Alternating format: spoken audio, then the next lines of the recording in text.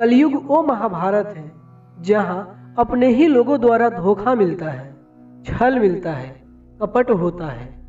अपने दुश्मन की बात हो तो उससे तो आदमी निपट ले क्योंकि वे दिखाई देते हैं, लेकिन अपने ही धोखा देने लगे, छल करने लगे तो उससे आदमी कैसे निपटेगा?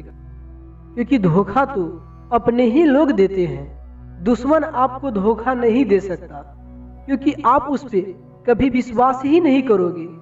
धोखा देगा आपका करीबी जिस पे आप विश्वास करते हो। ऐसे परिस्थितियों से किस प्रकार निपटे ताकि भविष्य में आपको किसी के द्वारा धोखा न खाना पड़े।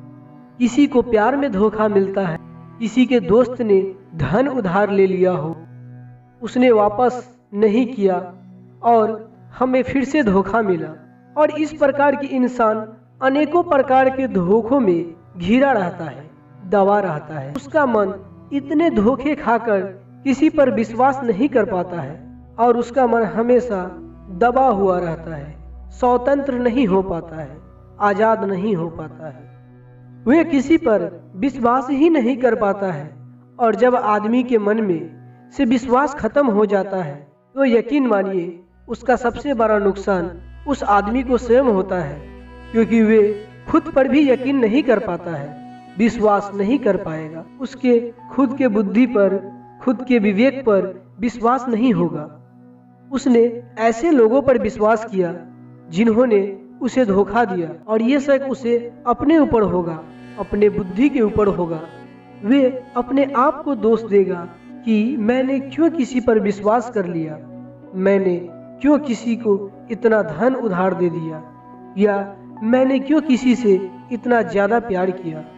आज की जो बहुत कहानी मैं आपको सुनाने वाला हूँ, इसमें आपको कुछ ऐसे तरीके पता चलेंगे जिससे आपको ऐसी परिस्थितियों से इस प्रकार निपटे कि भविष्य में आपको कभी धोखा ना मिले। ऐसे तरीके आपको इस कहानी से मालूम होगा। अगर आपने जीवन में कभी किसी से धोखा खाया हो तो इस कहानी को अंत तक जरूर सुनना।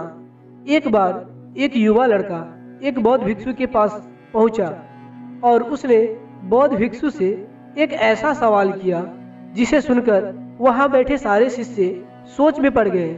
उसने पूछा कि हे भगवान, आप हमेशा कहते हैं कि इंसान में हमेशा करुणा होनी चाहिए, करुणा ही मनुष्य का सबसे कीमती आभूषण है। यहाँ तक तो सब ठीक है, लेकिन मैं आपको बताता हूँ कि इसी करुणावश मुझे बहुत बार जीवन में छल मिला। बहुत लोगों ने मेरे साथ कपट किया, मुझे धोखा दिया। अगर मैं उनके प्रति करुणा न रखता तो आज मुझे छल नहीं मिलता, कपट नहीं मिलता, मुझे इतना दुख नहीं होता। ये सब इस करुणा के कारण हुआ है। आपके प्रवचन सुनकर मैंने अपने हृदय में करुणा उदय किया। लोगों के प्रति मेरा हृदय करुणावान हो गया और इसी करुणा के कारण उन लोगों ने मेरा फायदा उठाया और मुझे बार बार धोखा दिया। आप लोगों को गलत ज्ञान क्यों देते हैं? ये शिष्य जो आपकी प्रवचन सुन रहे हैं, ये भी अपने करुणावास जीवन में बहुत धोखे खाएंगे और ये आपको गालियां देंगे, क्योंकि आपने ही इनके मन में डाला है कि करुणा इंसान का सबसे कीमती आभूषण होता है। इस बारे में आप कुछ कहना चाहेंगे, कुछ सफाई देना चाहेंगे?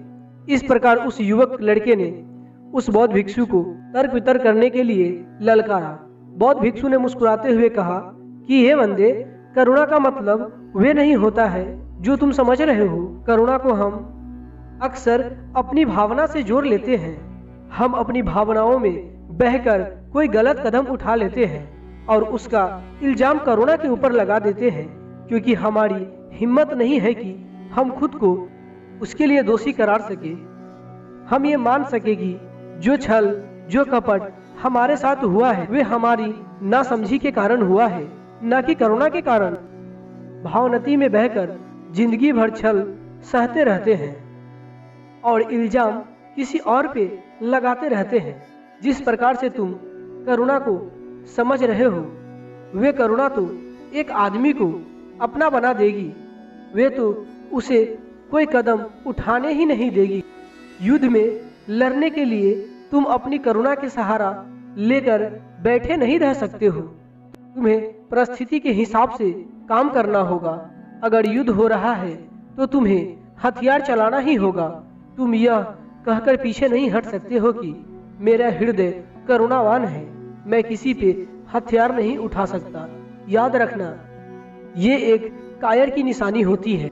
समझदार और बुद्धिमान व्यक्ति वही है जो परिस्थिति के हिसाब से काम करता है। अगर तुम्हें नासमझी में एक बार धोखा मिल गया, लेकिन उसके बाद भी तुम धोखा खाते रहते हो, बार बार खाते हो और उसी प्रकार खाते हो जिस प्रकार तुमने पिछले बार खाया था, तो तुम वो इल्जाम किस पे लगा रहे हो?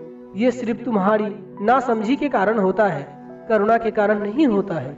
करुणा तो इंसान से इंसान को संबंध जोड़ती है, लेकिन वे संबंध बनाने के बाद उस आदमी के साथ आपको अपना जुड़ाव कितना गहरा करना है, ये आप पे निर्भर करता है। हो सकता है तुमने मित्र को धन उधार दिया और तुम्हारा धन वापस ही नहीं आया हो। ये भी एक प्रकार का छल है, धोखा है।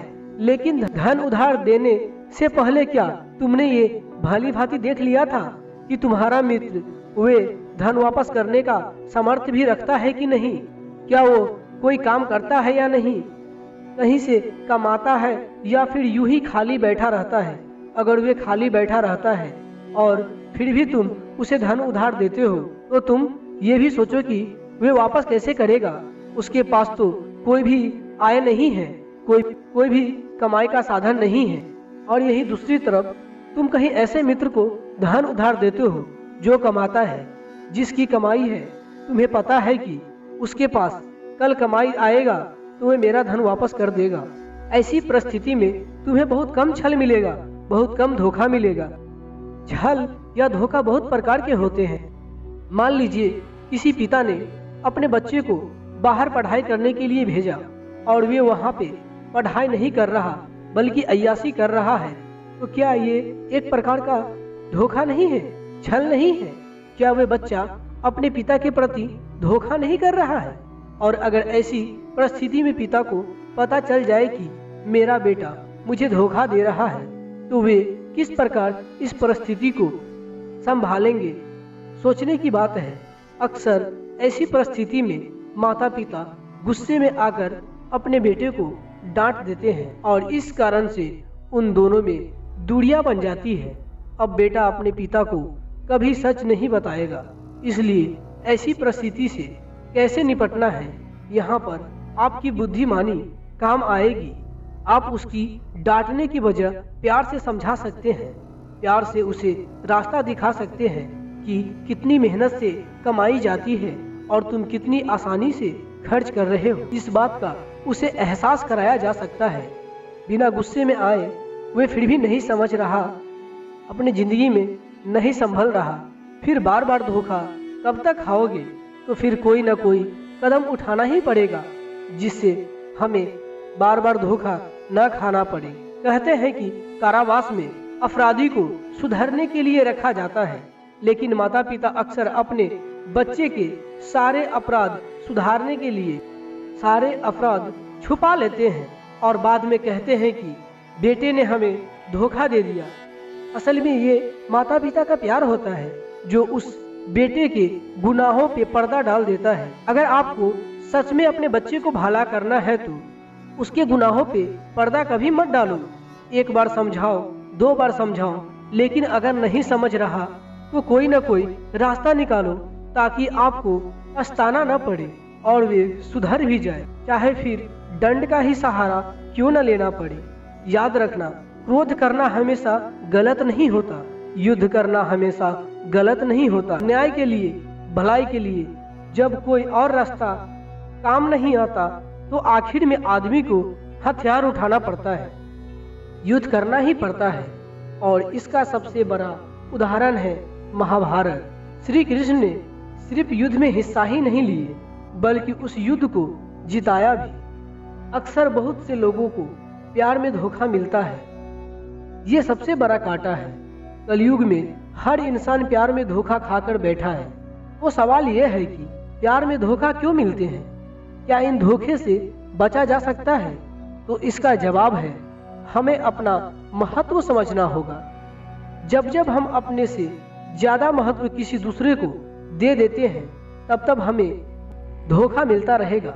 अक्सर प्यार में, प्रेम में इंसान अपने से ज्यादा दूसरे व्यक्ति का महत्व देने लगते हैं। उसके इच्छाएं, उसके जरूरत, उसके जीवन और अपने जीवन को भूलता ही चला जाता है। ऐसे में दूसरे इंसान को ऊब पैदा हो जाता है। ऊब पैदा होना स्वाभाविक है जब आप में अपना अस्तित्व बचा ही नहीं, जिसके वजह से सामने वाला आपसे प्रेम करे। वही चीज आपके अंदर बचे ही नहीं तो वे प्रेम भी खत्म हो जाएगा और फिर आप कहेंगे कि प्रेम में धोखा मिल गया। अगर आपने अपने से ज्यादा महत्व दूसरों को नहीं दिया होता तो आपको धोखा नहीं मिलता, और मिलता भी तो आप इतने आहत नहीं होते।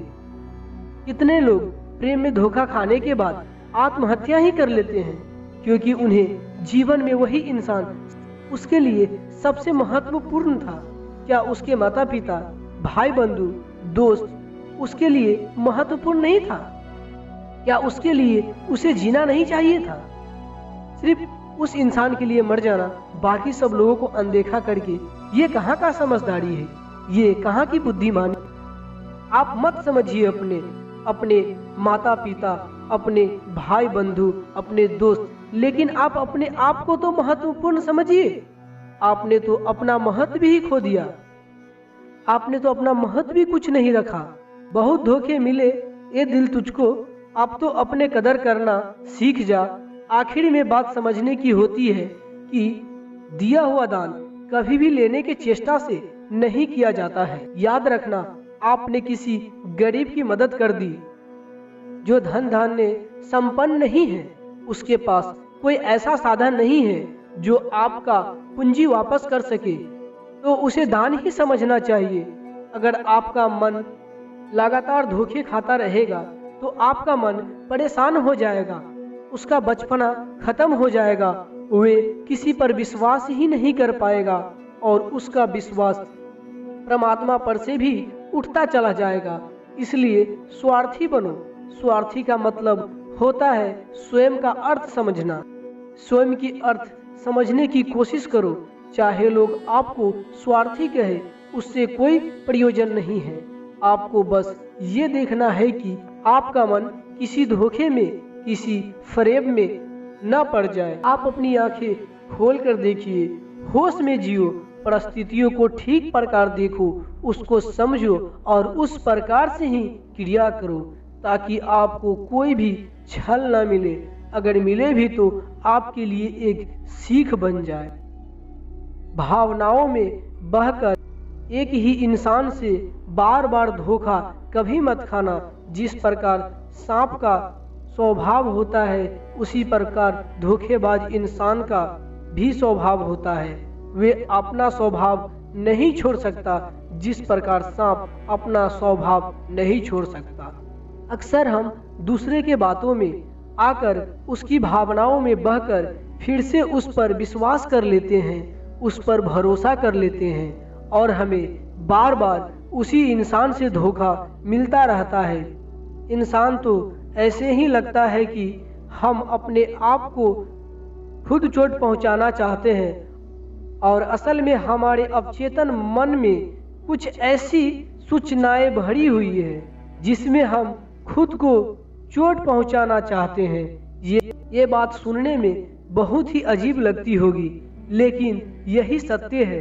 ये सत्य को पहचानो, देखो और होश में जियो। ये प्रवचन सुनने के बाद सभी शिष्य को करुणा का अर्थ भली भांति समझ में आ गया। अब वे करुणावास किसी से धोखा नहीं खाएगा, क्योंकि वे धोखा और करुणा उसका अर्थ समझ चुके थे।